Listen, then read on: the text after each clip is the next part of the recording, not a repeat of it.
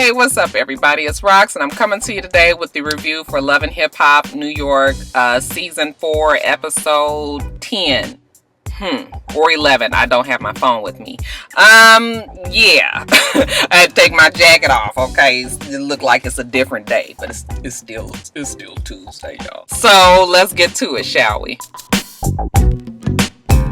Alright, you guys, so the show started where it ended last week, which was with Joe and Tahiri in the middle of Times Square. With all that romantical shit that they had going on last week, okay, with the audience of her friends and family, with the millions of us watching, Tahiri did not let that shit cloud her judgment and just automatically say, yeah. And I was like, girl, I'm gonna hand it to you because really, I'm telling you, all that effort, that would have had me kind of thinking wrong for a minute. But, you know, Tahiri was able to keep it together. And she was just like, listen, absolutely no way that you can expect me to say yes when just last week you was with, some strippers and shit. Like, I can't trust you. And, building a marriage and being, married to somebody, you have to have that kind of relationship. We are nowhere near this, okay? Joe Budden doesn't understand, okay? Because as far as Joe Budden is concerned, yeah, that shit that I did 15 minutes ago, you mean with the strippers and the women at the house and all of that? Yeah, I'm done with that, okay? I'm serious and I'm ready. Tahiri doesn't believe it, and, Joe's Budden, of course, his feelings are hurt. He picks up his feelings off the ground, and gets the hell on up out of Dodge, okay? Everybody that comes running up just sort of like, oh, I'm sorry and all this, but Tahiri is just like, yeah, I mean, I'm sorry too, but yeah, this is not really what I was talking about when I said you need to come correct. And anybody who knows anything about really being married and being seriously married knows you can't start a union off this way. People were saying that she was giving off mixed signals, and I include myself in that assessment, but maybe what she really meant when she said that he's got to come bigger, maybe she meant the gesture of coming bigger meant to stop fucking around with all these women, okay? That's the bigness that she's talking about, not no grand gestures of Times Square asking me to marry you when you was just fucking somebody else 2 weeks ago. So Joe is hurt, he's confused, he's disappointed, he's emotionless, like he said. He goes to talk to his mom, and,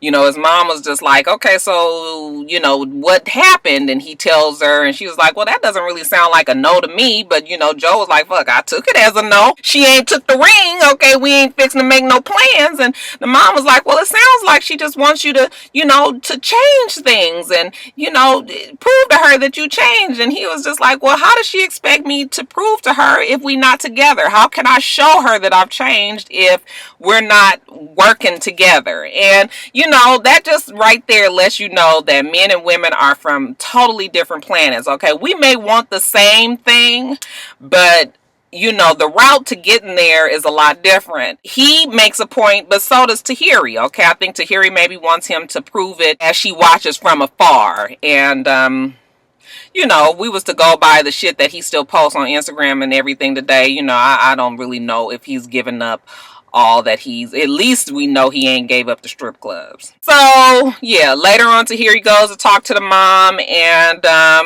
once she gets there to talk to the mama, she does realize that this is it, and she gets the mom to understand that this is it. No, this is not nothing that we working on. This is a relationship. This is the end of an era, okay? Mama knows it now. Tahiri finally has faced it, and she's sort of afraid. She don't know what this means for her life. I was like, girl, this means you gonna meet somebody else, okay, who fucking does what you want them to do. That's all it means, child. I can't with these two. Okay, you guys, they happy. They back together. They in it to win it. Okay, they trying to be the couple. They trying to get little Saigon Jr. together. And, they both agree that in order for this to really happen, that they need to be together.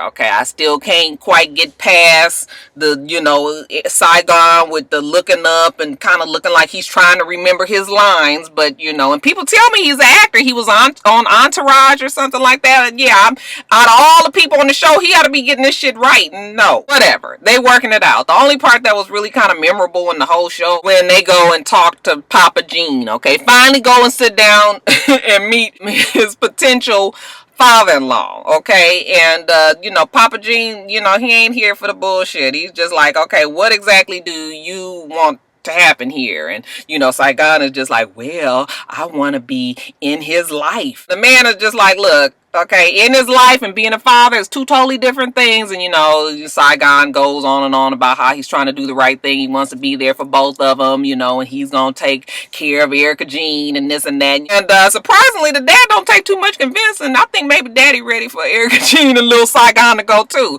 Even though the dad does say he going to miss little Saigon or whatever. But, you know, Saigon's just like, yeah, she's always going to be around. Little boy's always going to be around. I'll bring him over whenever you want. You know, don't worry about it, blah, blah, blah. Okay, so that's pretty much it. Oh, and the one part when they talking at the end, well, not at the end, but when she was just like, you know, I'm real glad that we gonna do this, and, you know, are you ready to give up all other women? And he was just like, bitch, say what? He hurried up and covered that shit up, and then he was just like, oh, there's no coochie in this world that would keep me from coming home to see my son, or some shit like that. I was like, bitch, what you were supposed to say, there's no coochie in this world that's gonna keep me from your coochie, okay, Erica, women? Y'all better fucking learn to read between the lines, okay? He ain't saying shit that if he got the choice between your coochie and some other bitches on the road coochie, now where that think that leave you? Peter is trying to get his grown man on, okay? Y'all know him and Saigon had a talk, and, you know, they both agree that it's time to step up to the plate and do what's right. It makes me wonder if they're in a point on the show in taping when the actual show aired for us to see. You guys know that when episode 1 is airing, they're still taping the season. That's the only bad thing about Love and Hip Hop. You can almost see the way the way things shift, and, you know, people start to change, because, you know, we was real hard on Peter when that shit first happened, and I think Peter was really not expecting the people to react the way they did, and I think that it is now in the taping where all that happened, because all of a sudden he's realizing that he's fucked up and that he needs to make some changes. He wants to do the right thing. He wants to let Tara go. He wants to be a husband to Amina. Okay, he wants to be responsible. This, that, and the other. Now, Tara is so excited that, you know, she was at the club the other day with her fine man and her banging outfit. I was just like, huh, Tara. What your man called it was a yeast infection bodysuit. Okay, I don't sound like no fucking compliment to me. And then what about Yandy telling the girl that she looked great? I was like, see, this ain't no fucking friend. See, this is, you got to be careful who you call your friend, because anybody that let you step out the fucking house looking like that. Now, maybe I was trying to give Yandy and K Michelle the benefit of the doubt last week and be like, well, maybe they thought that she was gonna use the shit in the bedroom and not really come out in public. But the fact that her ass came out in public, you couldn't say nothing that day, but you really needed to say something afterwards, like, girl, you was doing the most with that fucking outfit on. But yeah, Yandy was just like, girl, you look great. And I was just like, what? That bitch ain't look great. That fucking yellow ass hair. Oh my God, no. And y'all can get all caught up in the sister girlfriend talk where, you know, Yandy tried to tell her how, you know, you shouldn't regret nothing in life, and how these men, the way they treat us, you know, even though it can be bad, that, you know, it makes us the women who we are today and why we accomplish shit and struggle and all of that. But I'm still mad at the fact that Yandy told her that outfit looked right.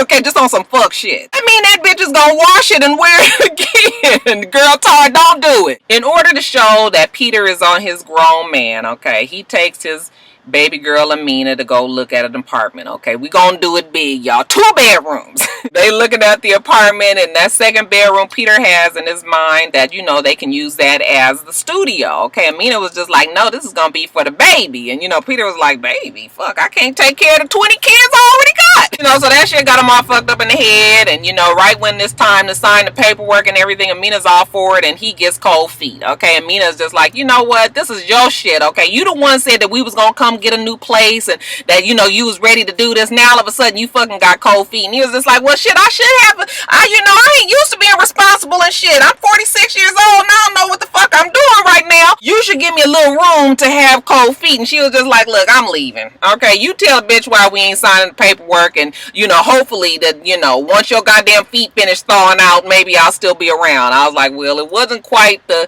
you know, the exit that, you know, hopefully I'll stop fucking your husband, you know, the line that Tar had, but, you know, it got her point across. I was like, okay, y'all know Amina ain't about this life. Okay, so, you know, baby steps.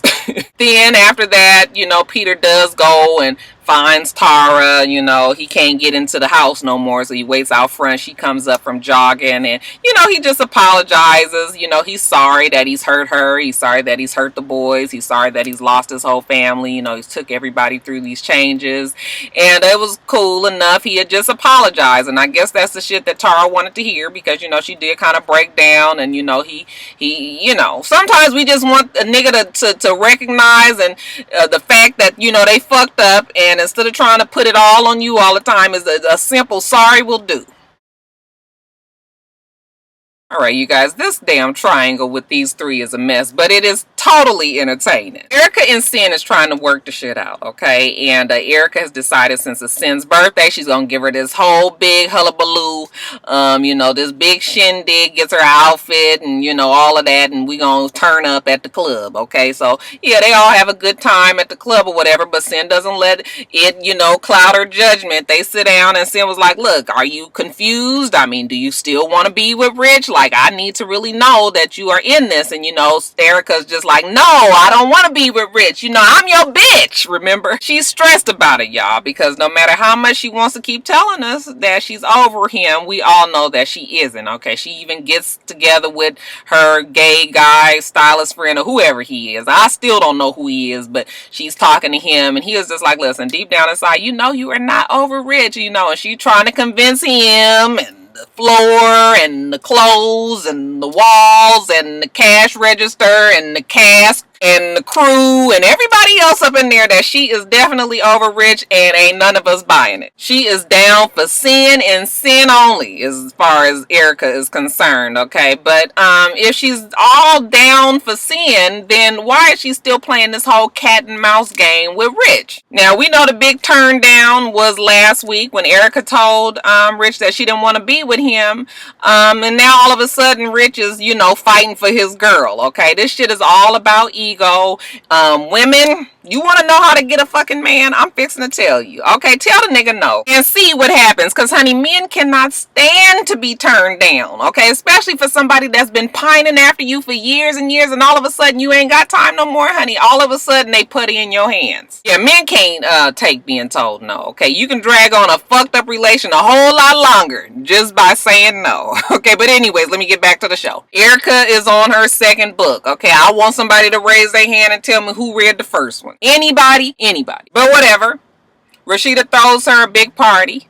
Because we celebrating Chronicles of a Bachelorette. Erica is surprised that Rich is there, even though she's the one who invited Rich. Bitch, what did you surprise for? Rich get up in there, and them two is all googly eyes and smiling at each other. He's in his full on, I gave you what you wanted, and you told me no, so now I'm gonna fight for you mode. Okay, Erica loves it. His whole thing is, girl, you don't love Sin. You know where you supposed to be. You supposed to be with me. Okay, you need to quit playing, okay, and come on with me. I'm finally here. I'm doing what you want me to do. Stop all this back and forth. It's all kind of shit that's intriguing when you've been trying to get a motherfucker to sip some act right for the longest, and then all of a sudden they saying the shit that you want them to say. So, she getting all swept up in Rich Dollar's mess, and Sin has to come up there and, get in between them like, hello, like, I am your girlfriend, remember? Kind of break up that whole enchantment, and, Rich ain't really trying to be he ain't there for Sin. He is just like, you know what, I'll let you borrow Erica. We all know that Erica's supposed to be with me. You ain't nothing but a bird. Control your bird. Fuck you, bird. Tell your bird to get out my face and all of this. Okay, Erica's just sort of like, what, really? Okay, so Sin and Rich Dollars is arguing to the point where Erica has to tell Rich to leave, okay? But she then follows his ass outside, okay, because we can't let this drama die down just yet. So she get outside with him, and she's just like, Rich, how could you say that shit about her? She's not no bird. And he was just like, look, she is a fucking bird. He grabs her, and he's kissing her, and he's like, stop playing. You want to be with me. I'm here for you. You ain't got to do this. Get rid of that bitch and come home. I'm going to be waiting. He's kind of looking at him sort of like this, like, nigga. I remember in Antoine Fisher when the old mean ass foster mother would be like, nigga. You would think that all this shit would curtail that whole connection between Erica and Rich, because, you know, if you really love Sin, like you said, okay, you know, you can't let your old man be dissing your new girl, okay? But it don't. That shit don't get curtailed. Okay, they up in the studio with Dancing All Over the World. That's her new hit single, y'all. Remember. And they still giggly and googly eyed, okay? So, you know, somewhere along the line, she ends up in his lap, and, you know, he trying to get a cop a feel and a kiss and a hug or whatever, but, you know, she tries to keep it professional enough to get out of his lap, and was just like, you know, you need to respect the lines, like Cynthia was saying, like Sin was saying, respect the line. What is her name? It ain't Cynthia, huh? What is it? It's Sin. What's her name? Sin something else. Y'all leave it down below. But, you know, it ain't no hard line drawn by any means, okay? It's still a whole bunch of playing and giggling. Nobody is serious. I feel kind of sorry for Erica, because while she's loving being pulled, you know, between the two of these people, this shit ain't nothing to Rich. The only reason why Rich is now decided to come around for Erica, because he feels threatened. He sees that the person that has been chasing after his ass is potentially going to be happy with somebody else, and now all of a sudden he wants her. You guys, it is a classic. This is all about ego and way less about love, okay? But yeah, Erica, she gonna have to learn the hard way. Ooh, 2 videos in one day and a whole lot of foolishness shenanigans carrying on. I'm tired. I done worked up a funk. So anyway, you guys, remember to rate, comment, and subscribe to the channel. I'm itsrox. The channel is for itsrox, and everything else I do will be in the bottom bar. All right. So I hope that you guys have a wonderful, wonderful rest of your day, and I plan on doing the same. Until next time, Roxstars. Bye.